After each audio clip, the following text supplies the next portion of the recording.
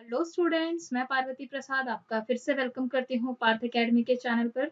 और आशा करती हूँ कि आप लोग सेफ हैं घर पर और पढ़ाई कर रहे हैं।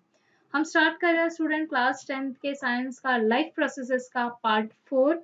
और इस पार्ट में हम शुरू करेंगे न्यूट्रिशन इन एनिमल्स। ठीक है, और एनिमल्स में हम जो छोटे एनिमल्स हैं, छोटे ऑर्गेनिज्म जैसे कि एमीबा, उसको भी देखेंगे और फिर उसके बाद ह्यूमन बींग्स को भी देखेंगे। ठीक है, और इन डिटेल इसके बारे में हम पूरा पढ़ के लेंगे। ठीक है, so moving ahead, nutrition in animals हमारा जो टॉपिक है।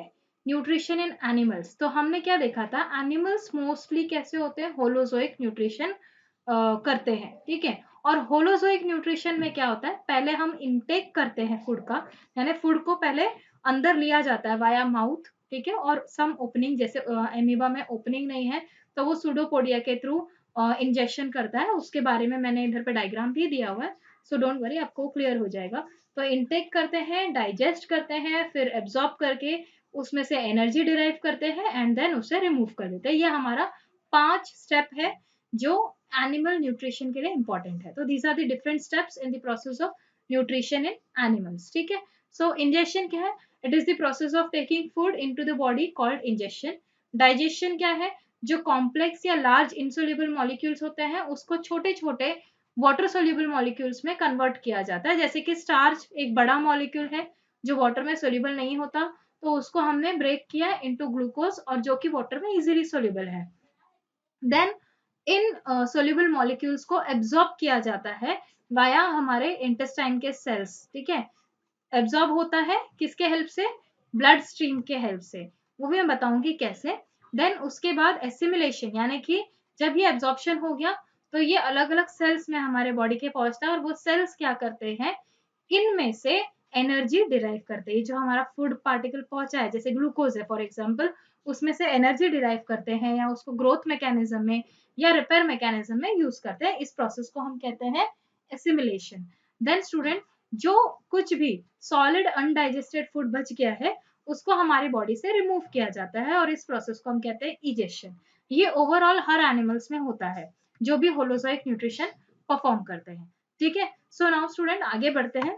तो न्यूट्रिशन इन सिंपल एनिमल्स में हमने लिया है एमीबा और पैरामीशियम को, जो कि बहुत ही सिंपल और यूनिसेलुलर ऑर्गेनिजम्स है। और ये यूनिसेलुलर एनिमल्स जो है सभी प्रोसेसेस ऑफ न्यूट्रिशन को परफॉर्म करते हैं, वो भी एक अकेला सिंगल सेल। ठीक है, इनके पास यूनिसेलुलर यानी ये एक ही सेल के बने, और ये पूरा फंक्शन उस एक सेल के हेल्प से ही परफॉर्म करते हैं। सी, यहाँ पर जब हम एमीबा की बात करेंगे तो हमारा नेक्स्ट टॉपिक है ये न्यूट्रिशन इन एमीबा। तो एमीबा क्या करता है, छोटे छोटे प्लांट्स और एनिमल्स को खाता है जो जिस एनवायरमेंट में वो फ्लोट कर रहा है, उस एनवायरमेंट में प्रेजेंट छोटे छोटे प्लांट्स और एनिमल्स को वो एनगल्फ कर जाता है। ठीक है, और फिर उसको via mode of holozoic nutrition, जैसा कि हमने बोला, injection, digestion, absorption, assimilation and ejection, ये प्रोसेस के थ्रू अपना एनर्जी डिराइव करता है। This process of obtaining amoeba, obtaining food by amoeba is known as phagocytosis. इस तरह से उसने फूड ऑब्टेन किया, उसे हम फैगोसाइटोसिस कहते हैं। सी, यहाँ पर है हमारा एमीबा। एमीबा मतलब एक ऐसा सेल जिसका कोई शेप ही नहीं है, वो हैफाजार्ड शेप का होता है। ठीक है, अमीबा एकदम हैफाजार्ड शेप का होता है। मान लीजिए यहाँ पे कोई फूड पार्टिकल, अब फूड पार्टिकल क्या होगा, टाइनी प्लांट्स या टाइनी एनिमल्स। ठीक है, वो जो उसके एनवायरमेंट में फ्लोट होता हुआ उसको मिल गया, क्योंकि ये नॉर्मली वाटर बॉडीज में ही मिलेगा आपको। तो यहाँ पे फूड पार्टिकल जैसे उसके नजदीक आएगा, ये अपना जो सेल का बाउंड्रीज है उसको एक्सटेंड करेगा, सी दिस वे, और एक्सटेंड करके वो फूड पार्टिकल को अंदर ले लेगा। और जब वो अंदर ले लेगा तो यहाँ पर उसको डाइजेस्ट कर दिया जाएगा। तो ये पूरा प्रोसेस होता है एमीबा के न्यूट्रिशन का। सी, सूडोपोडिया, ये क्या होता है, एक्सटेंशन होता है। ये जो है ना, ये हमने बोला ये जो है एक्सटेंशन है किस चीज का, सेल मेम्ब्रेन का, जो फूड कैप्चर करने के लिए हेल्प करता है, जो कि फूड को अंदर लेता है इन फॉर्म ऑफ वैक्यूल। अभी आप 10th में है तो वैक्यूल आपको बहुत ही क्लियरली पता होगा कि सेल में क्या होता है। ठीक है, ये वैक्यूल के फॉर्म में अंदर चला जाएगा, फिर इसे डाइजेस्ट किया जाएगा फूड को, यानी कि सिंपल सब्सटेंसेस में जो साइटोप्लाज्म में डिफ्यूज हो जाएगा, और जो अनडाइजेस्टेड फूड होगा उसको तुरंत ही एनवायरमेंट में थ्रो कर दिया जाएगा। विथ यही प्रोसेस को आपको रिवर्स देखोगे तो जो रिवर्स प्रोसेस आएगा, तो इस तरह से फूड पार्टिकल को थ्रो कर दिया जाएगा इनटू एनवायरमेंट, यानी कि पहले ऐसे वैक्यूल बनेगा अनडाइजेस्टेड फूड का, फिर बाद में वो अनडाइजेस्टेड फूड जो है सेल मेम्ब्रेन के कॉर्नर पे आएगा, वो ब्रेक ओपन होगा और इस तरह से बाहर निकल जाएगा। अगर आप इसका यही डायग्राम जो न्यूट्रिशन इन एमीबा का डायग्राम है, इसी को रिवर्स देखोगे तो आपको इजेशन समझ में आ जाएगा एमीबा का। ठीक है, तो इस तरह से एमीबा न्यूट्रिशन परफॉर्म करता है। ठीक है, और इस पूरे प्रोसेस को हम कहते हैं फैगोसाइटोसिस। नाउ स्टूडेंट्स, यहाँ पे इन्वॉल्व क्या है, स्टेप्स क्या क्या इन्वॉल्व है। तो यहाँ पे इंजेक्शन है, जो कि क्या होगा, amoeba ingest food by forming temporary finger like projection, जिसे हम सूडोपोडिया कहते हैं। अभी हमने डायग्राम में देखा, this food is engulfed with a little surrounding water in to form food vacuum, जिससे जो हमारा फूड पार्टिकल आया है एमीबा के पास में, वो कुछ पानी के साथ अंदर आता है वैक्यूल के, और जो कि टेम्पररी स्टमक की तरह परफॉर्म करेगा, and then inside the amoeba ये एंटर करता है। फिर डाइजेशन होगा, फूड को डाइजेस्ट किया जाएगा with help of digestive enzyme, यानी कि फूड को ब्रेक किया जाएगा into very simpler soluble molecules. ठीक है, फिर उसको एब्जॉर्ब किया जाएगा इनटू साइटोप्लाज्म, साइटोप्लाज्म में उसे एब्जॉर्ब कर लिया जाएगा, वहां से उसकी एनर्जी डिराइव होगी, और जो कुछ भी अनडाइजेस्टेड मटेरियल बच गया उसे थ्रो आउट कर दिया जाएगा फ्रॉम प्लांट बॉडी। ठीक है स्टूडेंट, यहाँ तक आपको आई होप क्लियर हुआ होगा कि एमीबा में क्या क्या स्टेप्स इन्वॉल्व है न्यूट्रिशन के। ठीक है, जो कि अगेन होलोजोइक न्यूट्रिशन परफॉर्म कर रहा है। Then nutrition in paramecium, paramecium क्या करता है, it is also tiny unicellular animal, जो कहाँ वाटर में रहता है। पहले तो वो क्या करेगा, इंजेक्शन करेगा, यानी paramecium uses its hair like structures called cilia to sweep the food particles from water and put them into mouth. पहले तो वो अपने सीलिया के हेल्प से जो भी फूड पार्टिकल है उसको पानी के साथ अपने नजदीक लेकर आता है, और फिर उसके माउथ में वो एंटर करता है। ठीक है, यानी जो भी फूड पार्टिकल आया विथ अलोंग विथ वाटर वो उस पैरामीशियम के माउथ में एंटर करता है। So ingestion is followed by the steps, जो भी हमारा डाइजेशन, एब्जॉर्प्शन, एसिमिलेशन, इजेशन है, सेम टू सेम जैसा अमीबा में हुआ, बिल्कुल उसी फॉर्मेट में पैरामीशियम में भी होता है। क्लियर है स्टूडेंट। नाउ स्टूडेंट आगे बढ़ते हैं। तो हमारा सबसे इंपॉर्टेंट जो है न्यूट्रिशन इन ह्यूमन बींग्स, ये आपको हमेशा पूछा जाएगा, एक तो अमीबा पूछा जाता है और ह्यूमन बींग्स तो कंफर्म पूछा जाता है। ठीक है, क्योंकि ये एक बहुत ही बड़ा कॉम्प्लेक्स मल्टी सेलुलर ऑर्गेनिज्म है।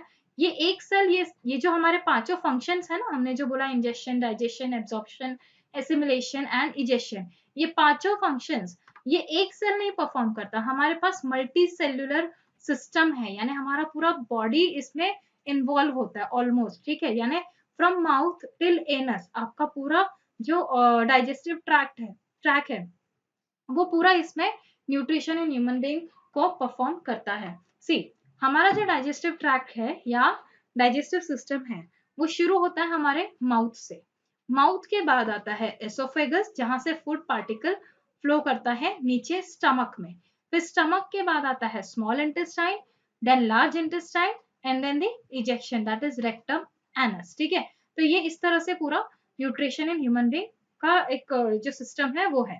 ठीक है, यहाँ पे एक सेल नहीं बहुत सारे सेल काम कर रहे हैं। ग्लैंड्स होते हैं कुछ इंपॉर्टेंट, जैसे कि डाइजेस्टिव, ह्यूमन डाइजेस्टिव सिस्टम में कुछ एसोसिएटेड ग्लैंड्स है। कौन से हैं, एक तो पहला है सलाइवरी ग्लैंड, जो हमारे मुंह में ही होता है, हमारे माउथ में सलाइवरी ग्लैंड्स प्रेजेंट है, और ये ग्लैंड्स क्या करता है, स्टार्च अमाइलेज सिक्रीज करता है, एक ऐसा एंजाइम जो स्टार्च को ग्लूकोज में ब्रेक करेगा। ठीक है, सो एक ये सलाइवरी ग्लैंड्स होता है, देन लिवर होता है, देन पैनक्रियास। तीनों को हम वन बाय वन पढ़ेंगे, इसमें एक एक का हमने अलग अलग स्लाइड बनाया हुआ है। ठीक है, सी, ये हमारा हो गया माउथ, फ्रॉम हियर यहाँ पे सलाइवरी ग्लैंड्स है, ये सलाइवरी ग्लैंड्स क्या करते हैं, सलाइवा प्रोड्यूस करते हैं विच कंटेन्स एंजाइम।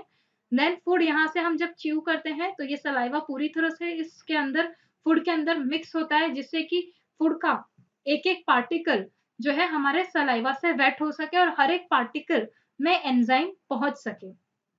फिर ये च्यूड फूड जो है ट्रैवल करता है वाया एसोफेगस, ये है हमारा एसोफेगस, ये फूड पाइप। ठीक है, ये एसोफेगस कनेक्टेड होता है स्टमक से। ठीक है, यहाँ पे हमारा कुछ पेप्टिक एसिड होता है, या जो हमारे स्टमक के एसिड है HCl एक्सेट्रा, पेप्टिक एंजाइम्स है, और एक एसिड होता है HCl, ये सिक्रीट होता है। देन यहाँ पे हमारा लिवर है, ये हमारा गाल ब्लैडर है। ठीक है, लिवर हमारा बाइल जूस सिक्रीट करता है और गाल ब्लैडर में स्टोर करता है एज एंड व्हेन रिक्वायर्ड, ये हमारे स्टमक को प्रोवाइड करता है। पैनक्रियाज में इंसुलिन एक्सेट्रा होता है, पैनक्रियाटिक एंजाइम्स होते हैं।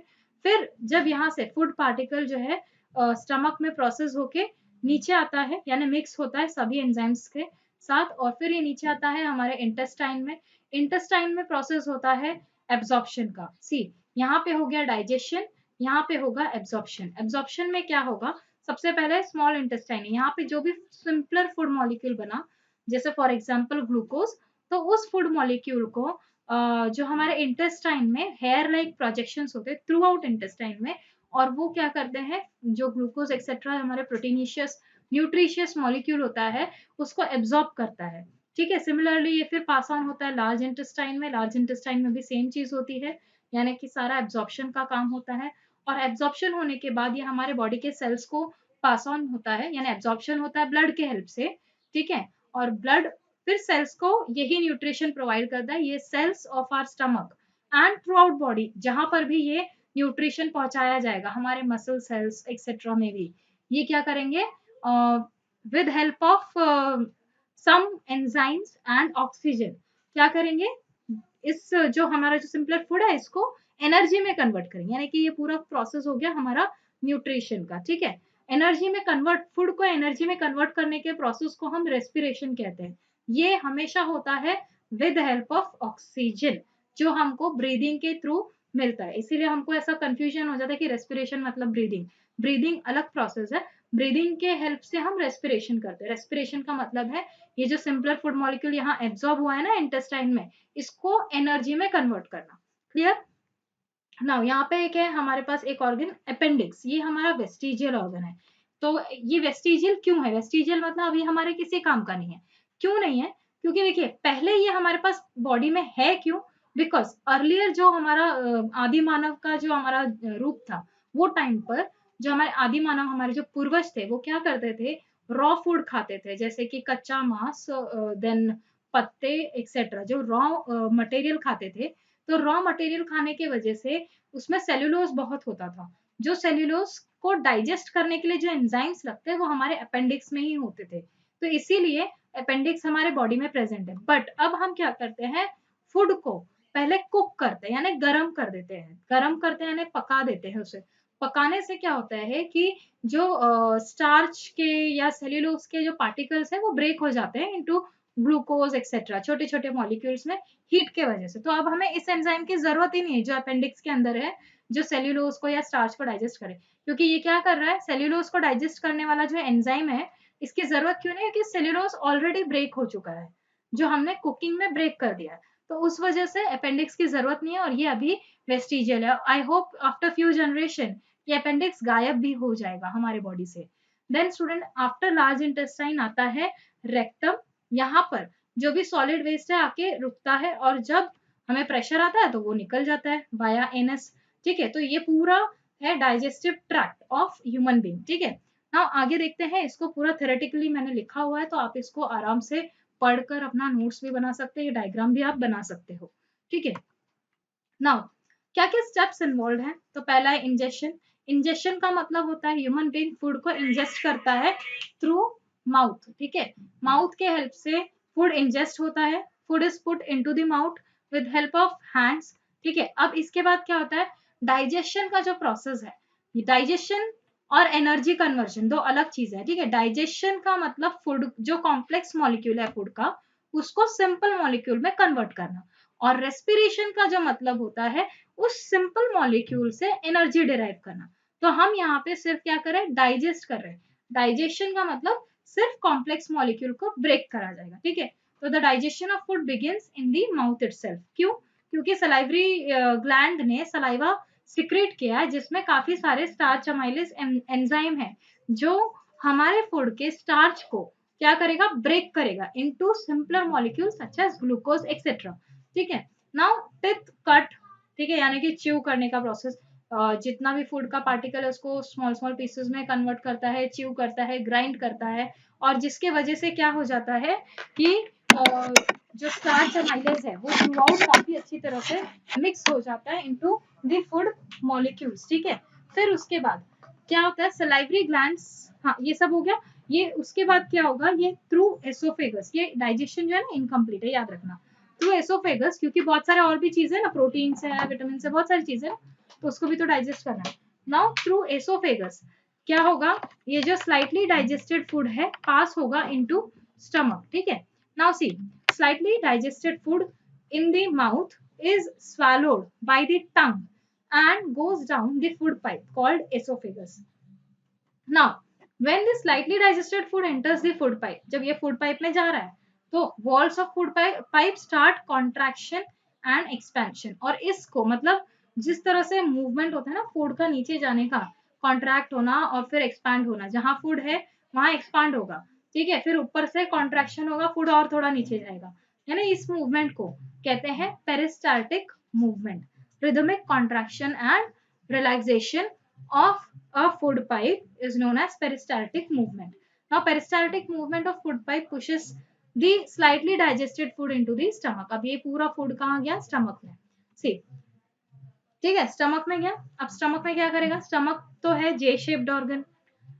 कहाँ पे present है? On the left side of the abdomen. Abdomen के left side में. Now, stomach wall contains 3 tubular glands. In its wall which secretes gastric juices. कुछ tubular glands है जो gastric juices secrete करते हैं, ठीक है। कौन से?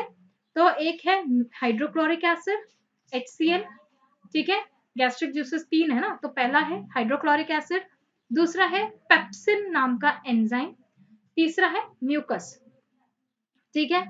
देखो, hydrochloric acid acidic medium provide करता है। Hydrochloric acid creates acidic medium जो कि फैसिलिटेट करेगा किस एंजाइम का एक्शन को, पेप्सिन का जो ये है एक्शन है उसको फैसिलिटेट करेगा। देखिए कभी कभी हमें कोई ना कोई ऐसा एनवायरनमेंट चाहिए होता है ना कोई भी रिएक्शन के लिए, तो वैसे यहाँ पे पेप्सिन जो एंजाइम है ये इस हाइड्रोक्लोरिक एसिड की वजह से एसिडिक मीडियम उसे मिल जाएगा, तो इसका जो फंक्शन है, कौन सा फंक्शन, प्रोटीन का डाइजेशन, वो आसानी से परफॉर्म कर पाएगा, ठीक है। उसके अलावा म्यूकस क्या करेगा, अभी देखिए हाइड्रोक्लोरिक एसिड हमारे गैस्ट्रिक जूस में एक चीज है जो एसिडिक मीडियम क्रिएट कर रहा है, तो जो एसिडिक मीडियम है इससे हमारे स्टमक का जो सेल्स है वो हार्म हो सकता है, इसीलिए उसके प्रोटेक्शन के लिए हमारा स्टमक का जो वॉल है म्यूकस सिक्रेट करता है, जिससे कि हाइड्रोक्लोरिक एसिड उस स्टमक के सेल को हार्म ना कर सके, प्रोटेक्टिव लेयर ऑफ म्यूकस तैयार करता है, ठीक है। Then see, mucus helps to protect the stomach wall from its own secretion of hydrochloric acid. Now this partially digested food then अभी भी पूरी तरह से डाइजेशन नहीं हुआ है, तो ये जो फूड है ये पास ऑन होगा to small intestine, from stomach to small intestine. Now ये जो स्मॉल इंटेस्टाइन है ये क्या करेगा, ये पार्शियली डाइजेस्टेड फूड को जो कि स्मॉल इंटेस्टाइन में एंटर किया है इसको क्या क्या फर्दर करेगा, ये थोड़ा और आगे का प्रोसेस है, ठीक है।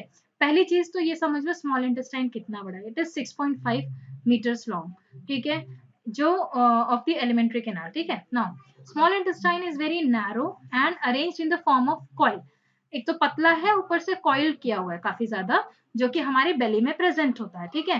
Now small intestine in human beings is the site of complete digestion of food, यहाँ पे पूरी तरह से फूड डाइजेस्ट हो जाता है, like carbohydrate, protein, fats etcetera सभी कंप्लीटली डाइजेस्ट होता है। Now small intestine receives the secretion of 2 glands, कौन से, लिवर एंड पैनक्रियाज, 2 ग्लैंड्स है, एक है लिवर और एक है पैनक्रिया, ये दोनों का जो सिक्रीशन है ये मिलता है स्मॉल इंटेस्टाइन को, ठीक है। Liver secretes bile that is greenish yellow liquid, ठीक है, जो आप देखो ना जॉन्डिस हो जाता है या पीलिया हम हिंदी में कहते हैं, जॉन्डिस हो जाता है तो हमारी बॉडी येलो दिखने लगती है, क्यों होती है, क्योंकि जो लिवर से बाइल जूस सिक्रेट हुआ है वो एक्सेस सिक्रेट हो रहा होगा किसी वजह से, इसलिए हमारी बॉडी येलो दिखती है due to excess secretion of bile juice, ठीक है। तो बाइल जूस कैसा होता है, greenish yellow liquid made in the liver and stored in the gall bladder, ठीक है, ये हमारे स्मॉल इंटेस्टाइन को मिलता है।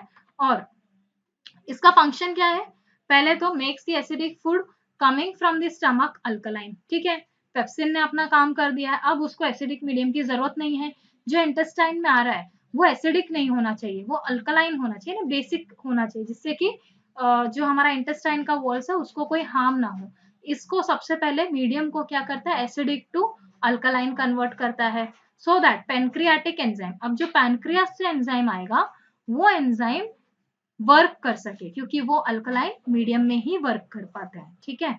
Now bile salts break the fats present in the food into small globules, making it easy for the enzyme to act and digest. जो भी हमारा फैट मॉलिक्यूल गया है उसको ब्रेक करने में बाइल जूस हेल्प करता है या बाइल सॉल्ट हेल्प करता है, जिससे कि जो एंजाइम्स है वो आसानी से फूड को डाइजेस्ट कर सके। देन पैनक्रियास, पैनक्रिया क्या करता है, पैनक्रियाटिक जूस सिक्रेट करता है। वो उसके अंदर क्या होता है, उसके अंदर होता है पहला तो अमाइलेज जो कि स्टार्च को ब्रेक करने में हेल्प करेगा, फिर ट्रिप्सिन होता है for digesting proteins, and lipase जो इमल्सिफाइड फैट्स या कह सकते हो लिपिड्स को ब्रेक करने में हेल्प करता है। ये तीन सिक्रेशन होते हैं, कौन से, अमाइलेज, ट्रिप्सिन एंड लाइपेज, ये तीनों एंजाइम पैनक्रियाटिक जूस में प्रेजेंट होता है। Now, the walls of small intestine contain glands which secrete intestinal juice. अभी intestine में भी कुछ intestinal juice secrete होता है, ठीक है। Now, the enzyme present in it finally convert the protein into amino acid, यानी प्रोटीन का complete digestion, ठीक है। फिर complex carbohydrate into glucose, यानी अब कार्बोहाइड्रेट सच एज स्टार्च का भी complete digestion, ये कहाँ हो रहा है, small intestine में। जो भी फैट्स है उसको ग्लिसरॉल में, सो ये पूरा कंप्लीट डाइजेशन हो रहा है स्मॉल इंटेस्टाइन में with help of so many enzymes, ठीक है। Now in this way the process of digestion converts the large and insoluble food molecules into small water soluble molecules. अब ये जो हमारा प्रोसेस था ना कि इनसोल्युबल लार्ज मॉलिक्यूल्स को डाइजेस्ट करना है सिंपलर मॉलिक्यूल्स में जो कि वाटर सोल्युबल हो, वो कंप्लीट होता है स्मॉल इंटेस्टाइन में, ठीक है। और इसमें हमारे पास बहुत सारे एंजाइम्स काम कर रहे हैं, ये एंजाइम्स को आप नोट करिएगा, याद करिएगा, क्योंकि इनके ऊपर बेस्ड क्वेश्चंस आते ही हैं, ठीक है। नाउ स्टूडेंट्स, एब्जॉर्प्शन, एब्जॉर्प्शन क्या होगा, देखो, the small intestine is the main region of for absorption of digested food. यहाँ पर काफी ज्यादा फूड जो है एब्जॉर्ब हो जाता है, जो डाइजेस्टेड फूड है वो एब्जॉर्ब होता है। डाइजेस्टेड फूड मतलब वो न्यूट्रिएंट्स जिसको अब आप ब्रेक करोगे तो एनर्जी प्रोड्यूस होगी, या फिर जो सीधे रिपेयर मैकेनिज्म में, ग्रोथ मैकेनिज्म में इन्वॉल्व होंगे, वो न्यूट्रिशियस मॉलिक्यूल्स को एब्जॉर्ब करना, जो कि स्मॉल इंटेस्टाइन में पहले होता है, ठीक है। जो सबसे मेजर पार्ट है वो स्मॉल इंटेस्टाइन में होता है।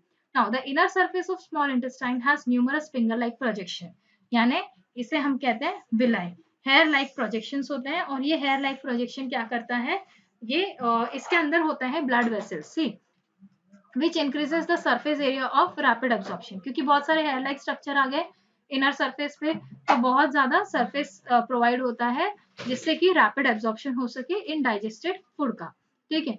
नाउ इन जो हेयर लाइक प्रोजेक्शंस है इनमें काफी ज्यादा ब्लड वेसल्स होते हैं और ये ब्लड वेसल एब्जॉर्प्शन करते हैं, ठीक है स्टूडेंट्स।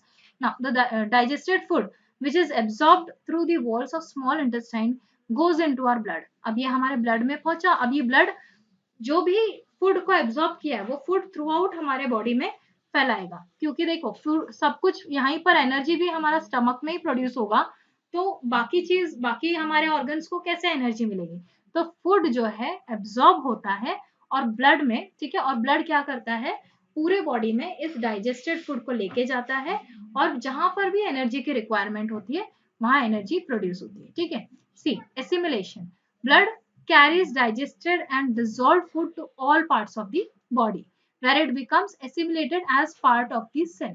ये सेल में इस तरह से assimilate हो जाते हैं जैसे लगता है कि ये पार्ट ऑफ सेल ही है, ठीक है। And then it is utilized for obtaining energy और बिल्डिंग अप न्यू टिश्यू और whatever the work is required like growth और रिपेयर मैकेनिज्म, ठीक है। तो energy, growth and repair mechanism यहाँ पर अलग अलग बॉडी पार्ट्स में अलग अलग तरीकों से होता है उन्हीं फूड मटेरियल का जो कि हमारे इंटेस्टाइन में एब्जॉर्ब हुआ है और एब्जॉर्ब होकर हमारे पूरे बॉडी में फैला है विद हेल्प ऑफ ब्लड, ठीक है। नाउ इजेशन, इजेशन क्या है, इजेशन मैंने आपको बताया जैसे जो अनडाइजेस्टेड फूड होगा वो हमारे बॉडी से सीधे सीधे सॉलिड वेस्ट ना सीधे सीधे बाहर निकाल दिया जाएगा, वो होगा वाया एनस, ठीक है। The rest of material remove from the body via anus, ठीक है। Now exit of this waste material is regulated by the anal sphincter, वहां पर भी जो कुछ मसल्स होते हैं उनको एनल स्फिंक्चर बोलते हैं और उनके हेल्प से ये इजेशन कैरी होता है। आई होप स्टूडेंट आप लोगों को ये पूरा न्यूट्रिशन समझ में आया है, नहीं आया है तो please ask me questions, I will help you with your answers, ठीक है। Now, student, it's time to say bye bye. Thank you. God bless you all. Keep learning, keep growing.